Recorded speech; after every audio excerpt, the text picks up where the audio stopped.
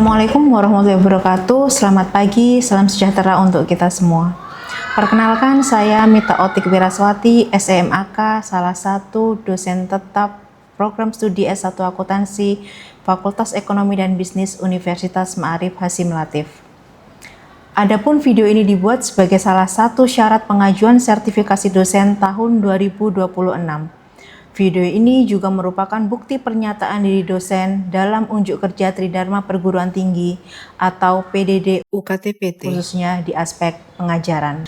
Perkenankan pada kesempatan kali ini saya memaparkan mata kuliah yang saya ampu sesuai dengan keahlian saya, yaitu Akuntansi Keuangan Lanjutan 1. Mata kuliah ini terutama membahas perlakuan akuntansi yang mencakup pengakuan, pengukuran, pencatatan, dan transaksi sampai dengan pelaporan keuangan, khususnya berkenaan dengan persekutuan, penjualan angsuran, penjualan konsinyasi, dan akuntansi untuk kantor pusat, kantor cabang, dan juga agen. Akuntansi Keuangan Lanjutan 1 merupakan salah satu mata kuliah wajib dalam program studi S1 Akuntansi. Mata kuliah Akuntansi Keuangan Lanjutan 1 merupakan bagian rumpun akuntansi keuangan yang diampu oleh mahasiswa semester 5 yang berbobot 3 SKS. Pada mata kuliah Akuntansi Keuangan Lanjutan 1 ini menggunakan metode DIA atau Delivery, Interaction, and Assessment yang berfokus pada penyampaian materi dengan teknik ceramah yang melibatkan interaksi dengan mahasiswa dan materi yang tugas disampaikan melalui link Google Drive. Kemudian interaksi dengan teknik diskusi kelas dan tanya jawab, dan penilaian dengan teknik pemberian tugas individu maupun kelompok dan juga ujian sumatif. Bobot penilaian pada Akuntansi Keuangan Lanjutan 1 adalah 10% untuk keaktifan, 20% untuk tugas, 30% untuk UTS, dan 40% untuk UAS. Selama satu semester terdiri dari 16 kali pertemuan di mana minggu pertama sampai dengan minggu ke-7 akan membahas materi tentang perusahaan persekutuan, mulai dari pembentukan persekutuan, pembagian laba rugi persekutuan, perubahan kepemilikan persekutuan, dan juga pembubaran persekutuan. Dan di minggu ke-8 akan dilakukan UTS secara offline. Untuk minggu ke-9 sampai dengan minggu ke-15 akan membahas materi tentang penjualan angsuran, penjualan konsinyasi, akuntansi untuk kantor pusat, agen, dan juga cabang. Dan pertemuan ke-16 akan dilakukan UAS secara offline. Adapun capaian pembelajaran dalam mata kuliah ini sudah dipaparkan dalam RPS, yakni sesuai dengan CPL 1, CPL 2, CPL 3, CPL 5, CPL 10, CPL 12 yang telah diverifikasi oleh Ketua Program Studi S1 Akuntansi.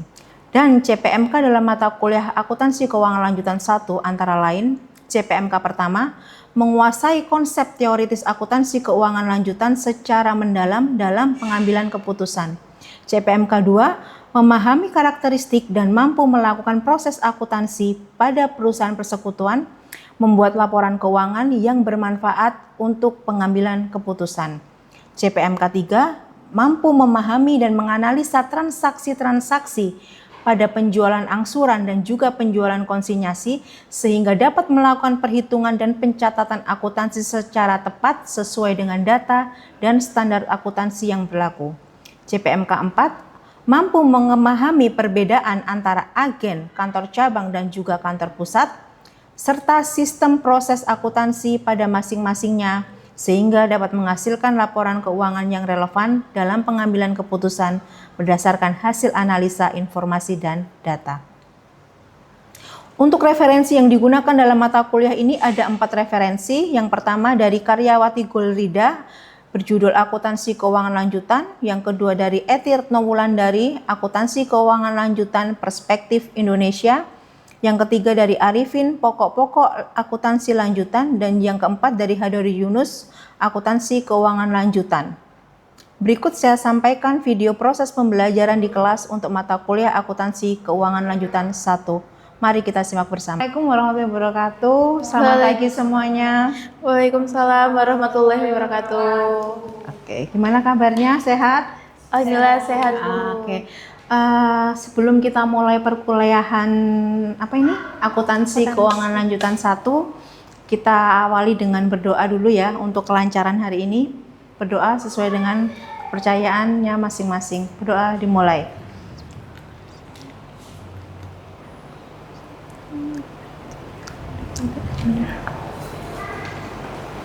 Amin. Oke, nggak kerasa kita sudah mulai di pertemuan minggu ketiga. Minggu ketiga ini kita akan membahas mengenai akuntansi pembagian laba dan rugi untuk persekutuan.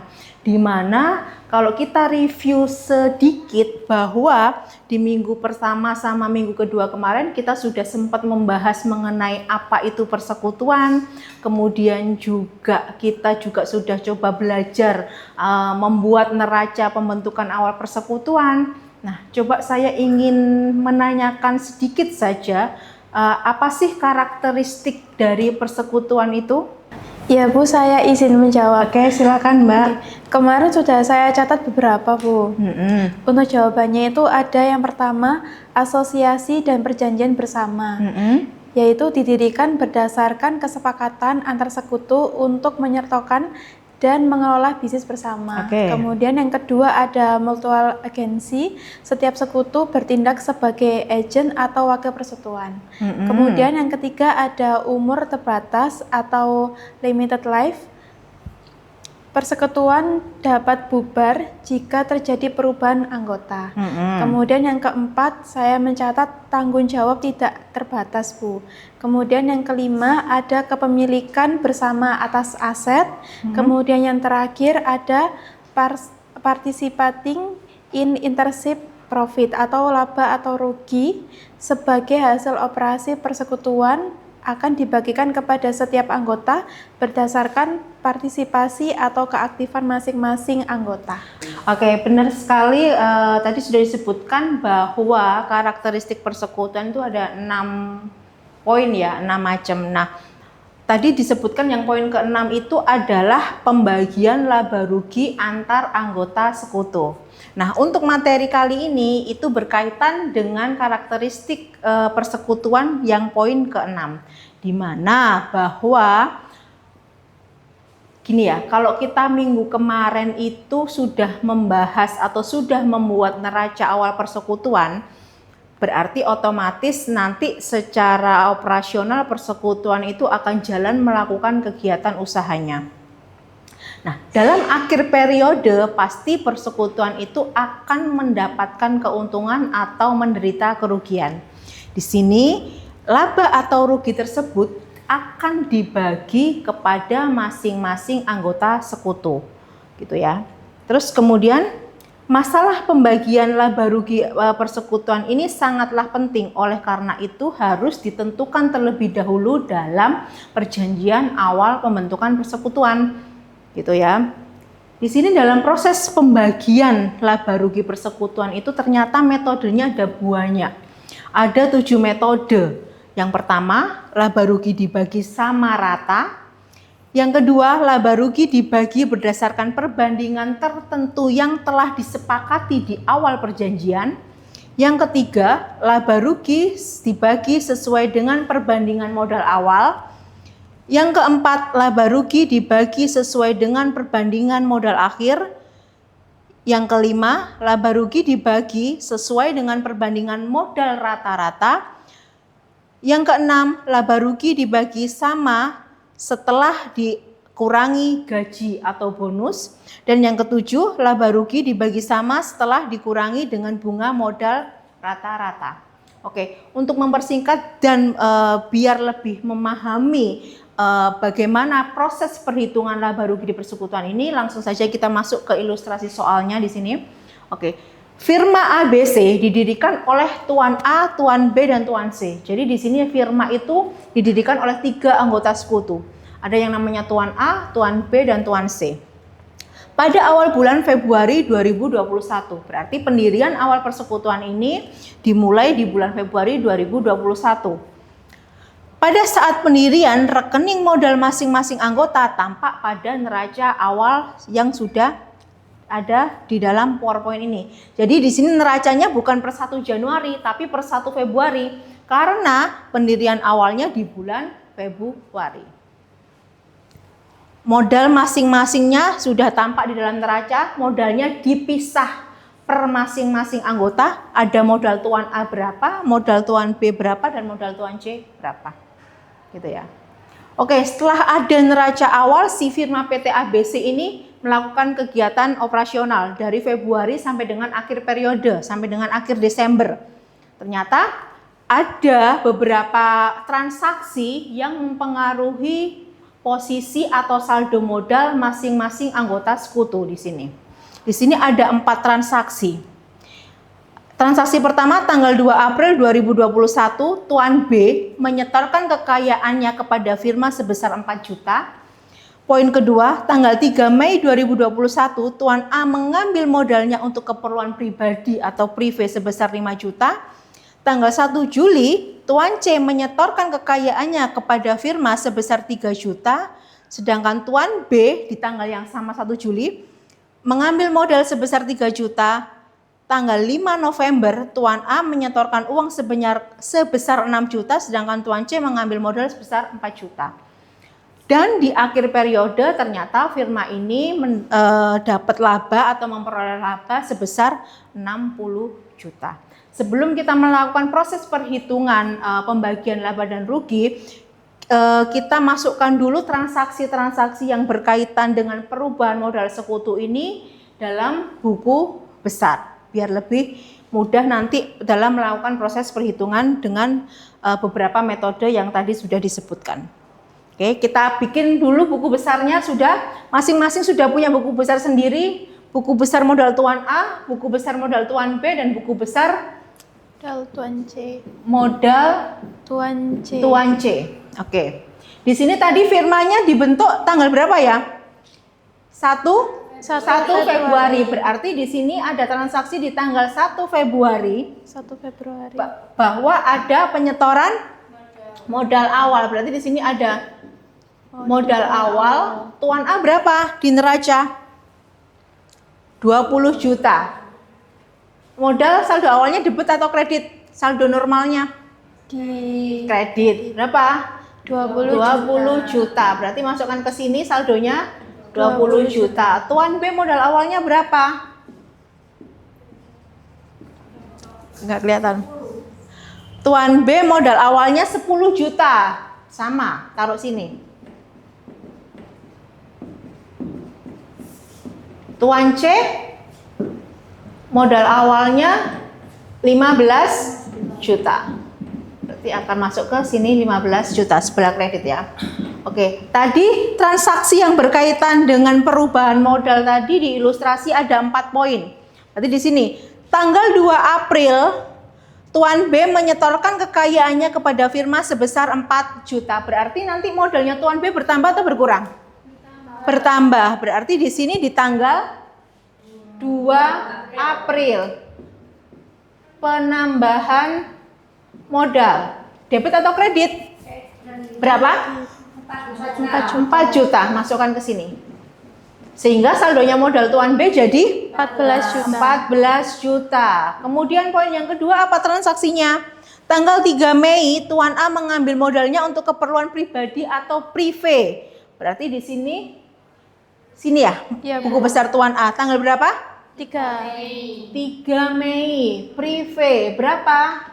5 juta. Berarti kalau privé letaknya debit atau kredit? Debit. 5 juta. Berarti modalnya Tuan A tinggal 15 juta. Kemudian poin ke-3, 1 Juli. Benar nggak sih? Ya kan?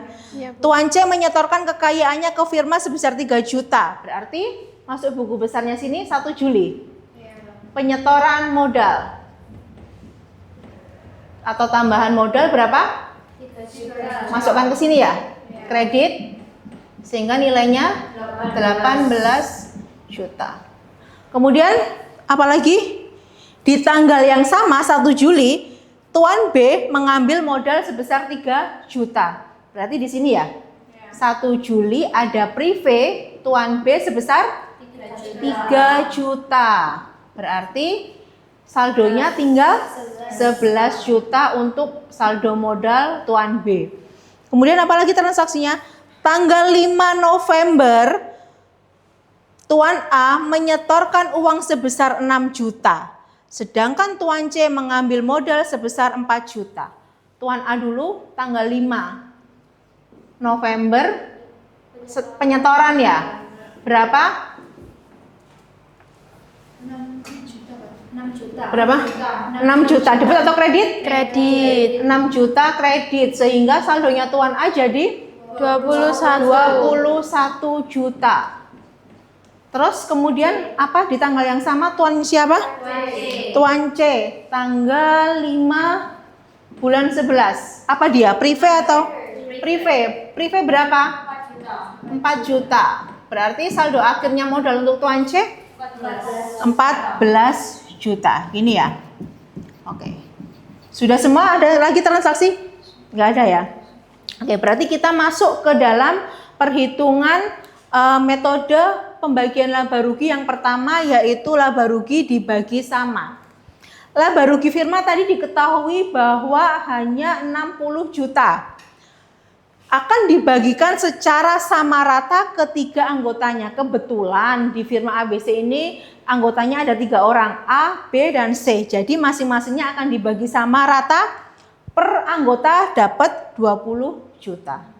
Karena dia laba, posisinya berarti akan menambah modal sekutu. Jadi jurnalnya laba atau rugi pada modal Tuan A, modal Tuan B, dan modal Tuan C.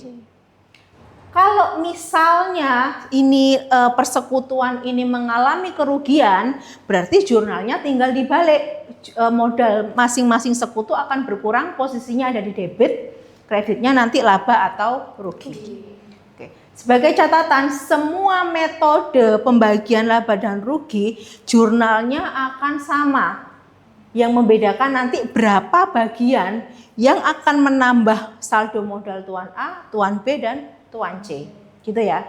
Jelas sampai di sini? Jelas, Bu. Oke, kita langsung masuk ke metode yang kedua, yaitu metode laba rugi dibagi berdasarkan perbandingan tertentu. Kalau tadi dibagi sama rata, ini dibagi sesuai dengan kesepakatannya. Misalnya nanti di perjanjian awal pembentukan persekutuan itu, Tuan A itu nanti kalau misalnya dapat laba, dia dapat bagian 20% dari laba. Tuan B dapat bagian 40% dan Tuan C dapat bagian 40% juga. Sehingga nanti ya tinggal dikalikan sesuai dengan persentasenya. Labanya tadi berapa? 60 juta. Tuan A dapat bagian 20%, sehingga Tuan A nerima 12 juta dari laba. Tuan B terimanya 24, dan Tuan C karena persentasenya sama juga terima 24 juta. Jurnalnya sama, laba rugi pada modal Tuan A, Tuan B, dan Tuan C. Di sini yang membedakan adalah bagian nominalnya. Tuan A di sebelah, modal Tuan A di sebelah kredit 12 juta, modal Tuan B 24 juta, dan modal Tuan C 24 juta. Itu untuk metode pembagian yang kedua, dibagi berdasarkan dengan perbandingan tertentu yang telah disepakati sesuai dengan perjanjian awal. Nah, kemudian di sini laba rugi dibagi sesuai dengan perbandingan modal awal. Kata-katanya perbandingan modal awal. Apabila laba rugi firma dibagi sesuai dengan perbandingan modal awal masing-masing anggota, maka perhitungannya sebagai berikut. Kita perlu tahu dulu berapa total modal awal yang disetorkan semua sekutu di dalam firma ABC. Di sini firmanya kan ada 3 anggota ya. Ada Tuan A, ada Tuan B, dan juga ada Tuan C. Modal awalnya berapa tadi? Ini sudah ada kan di sini? Modal awalnya Tuan A 20 juta. Modal awalnya Tuan B 10 juta. Modal awalnya Tuan C 15 juta. Berarti total keseluruhan modal dari ketiga anggota totalnya 45 modal awalnya di persekutuan ini. Sehingga pembagiannya ya sesuai dengan proporsinya. Hak labanya Tuan A di sini 20 dibagi dengan 45. Modal awalnya Tuan A dibagi dengan keseluruhan modalnya yang ada di persekutuan. Hak untuk Tuan B sama. Modal awal yang disetorkan 10, berarti ya 10 dibagi dengan keseluruhan modal. 10 dibagi per 45 dikalikan dengan laba yang diperoleh. Untuk Tuan C, modal awalnya yang dia setorkan 15 dibagi dengan keseluruhan sehingga totalnya di sini Tuan C akan terima 20 juta. Jurnalnya sekali lagi sama tetapi angkanya yang berbeda sesuai dengan perhitungan berapa bagian modal awal yang sudah disetorkan oleh masing-masing anggota sekutu. Itu ya. Oke. Bisa dilanjut? Bisa, Bu. Oke. Kemudian di sini laba rugi sesuai dengan perbandingan modal akhir. Kalau sebelumnya modal awal, kita lihat modal akhirnya. Modal akhirnya dari Tuan A berapa? Kalau dari mutasi buku besar ini 21 kan? Berarti kita tulis dulu 21, kita hitung sama-sama. Tuan B 11. Tuan C 14. Berarti total untuk modal akhir ketiga anggota sekutu sebesar 46 juta. Kalau tadi modal awalnya 45, ini modal akhirnya di total 46. Perhitungannya sama, tapi pakai angka yang modal akhir. Tadi modal akhirnya Tuan A sudah ketemu 21 sesuai buku besar dibagi dengan keseluruhan total modal akhir 46 juta. Berarti 21 bagi 46 dikalikan dengan laba yang diperoleh. Begitu juga untuk perhitungan Tuan B, modal akhirnya ada 11 dibagi dengan keseluruhan total modal akhir dikalikan dengan laba yang diperoleh. Tuan C 14 juta modal akhirnya dibagi dengan keseluruhan modal dikalikan dengan 60 juta. Jurnalnya sama, laba rugi pada modal Tuan A, Tuan B, dan Tuan C. Nilainya ya sesuai dengan perhitungan yang sudah kita hitung. Oke. Kemudian, nah ini untuk metode berikutnya, laba rugi sesuai dengan perbandingan modal rata-rata. Kita lihat dulu di sini, ini untuk modal Tuan A. Modal Tuan A di sini ada perubahan dari tanggal 1 Februari ke 3 Mei. Berarti ada berapa bulan? Februari, Maret, April. Mei tidak dihitung karena dia awal. Berarti ada 3 bulan ya? 3 bulan. Berarti di sini 1 Februari sampai 3 Mei 3 bulan. Berapa modalnya? Belum ada perubahan kan dari sini ke sini, berarti modalnya 20 juta. Masukkan dulu angka di sini 20 juta. Kemudian perubahan berikutnya dari Mei ke November. Berapa? Mei, Juni, Juli, Agustus, September, Oktober, November, Desember. Berapa? 8 bulan. 8 berarti November nggak dihitung karena dia awal bulan. Berarti 7. Masukkan ke sini. Mei, Juni, Juli, Agustus, September, Oktober, November. November 7. Berarti 6 ya? Sorry. Oke, 6. Berarti 3 Mei ke 5 November itu 6 bulan. Berapa perubahannya ke sini kan? 15 toh. Oke, masukkan angka 15 juta. Kemudian akhir periodenya 31 Desember. Berarti dari 5 November ini ke 31 Desember berapa? 2 bulan. November, Desembernya akhir. 2 bulan. Masukkan angka di sini. Saldonya berapa di akhir ini kan? 21. Oke, masukkan. Berarti total jumlah bulan di sini 3 tambah 6 tambah 2 adalah 11 bulan. Pas hitungannya dari tadi kan pembentukan firma pertama itu kan 1 Februari ya. 1 Februari sampai dengan 31 Desember berarti ada 11 bulan.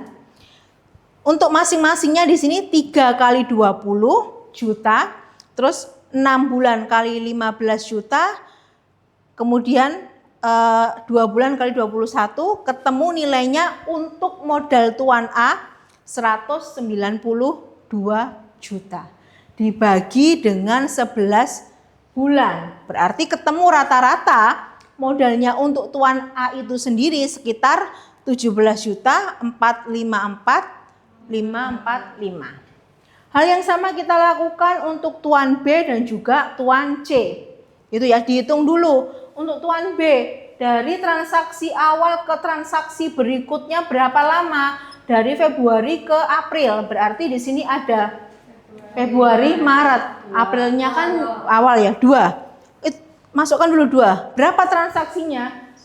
Dari sini ke sini belum ada transaksi 10 juta. Masukkan. Begitu juga dan seterusnya sehingga jumlah rata-rata modal Tuan B nilainya dihitung dibagi 11 juga 11 juta 636,363. Itu ya. Untuk Tuan C kita lakukan perhitungan yang sama dari 1 Februari ke 1 Juli berapa? Februari, Maret, April, Mei, Juni, 5. Berarti yang pertama sini Februari ke Juli 5 bulan. Kemudian Juli ke November, Juli, Agustus, September, Oktober, 4. Ya, 4 bulan. Berapa? 18 kan? Kemudian dari November ke Desember 2 bulan. Nilainya 14. Sehingga di total untuk jumlah rata-rata modal Tuan C 15.990 rupiah. Oke, kita hitung, kita catat aja ya biar enggak salah. Untuk Tuan A tadi berapa? 17.454.545. Untuk rata-ratanya modal Tuan B 11.636.363. Untuk Tuan C mana? Oh itu 15.909.090. Ini untuk rata-rata modal masing-masing anggota sekutu. Oke. Kemudian ini dijumlah. Sama kayak tadi perhitungan modal awal sama berdasarkan modal akhir. Begitu juga dengan modal rata-rata ini dijumlah semuanya. Setelah dijumlah ketemunya di sini berapa? 44.999.998. Dihitung masing-masing A dapat berapa, B dapat berapa, dan C dapat berapa. Perhitungannya sama. Kalau perhitungannya modal Tuan A, modal rata-ratanya tadi berapa dia kita hitung? 17 sekian dibagi dengan keseluruhan modal rata-rata. Begitu juga dengan Tuan B. Tadi kita hitung ketemunya 11 juta. Oke, kalau sudah tidak ada yang ditanyakan, saya akhiri untuk pertemuan minggu ketiga ini. Assalamualaikum warahmatullahi wabarakatuh. Terima kasih semuanya. Warahmatullahi wabarakatuh. Terima kasih, Bu. Sekian deskripsi singkat serta video pembelajaran dari mata kuliah Akuntansi Keuangan Lanjutan 1 yang saya ampu. Semoga dapat memberikan gambaran terkait kinerja pengajaran yang saya lakukan di mata kuliah Akuntansi Keuangan Lanjutan 1, Program Studi S1 Akuntansi Fakultas Ekonomi dan Bisnis Universitas Ma'arif Hasyim Latif. Saya mengucapkan terima kasih kepada seluruh pihak yang terlibat, yaitu Kemendikti-Saintek melalui Direktorat Jenderal Pendidikan Tinggi, LLDikti 7 Provinsi Jawa Timur, seluruh tim sertifikasi dosen tahun 2026. Tidak lupa juga saya mengucapkan terima kasih kepada Universitas Ma'arif Hasyim Latif, seluruh jajaran pimpinan, rekan sejawat dosen, dan rekan mahasiswa. Demikian yang dapat saya sampaikan. Mohon maaf apabila terdapat kekurangan dan kesalahan dalam penyampaian saya. Wassalamualaikum warahmatullahi wabarakatuh.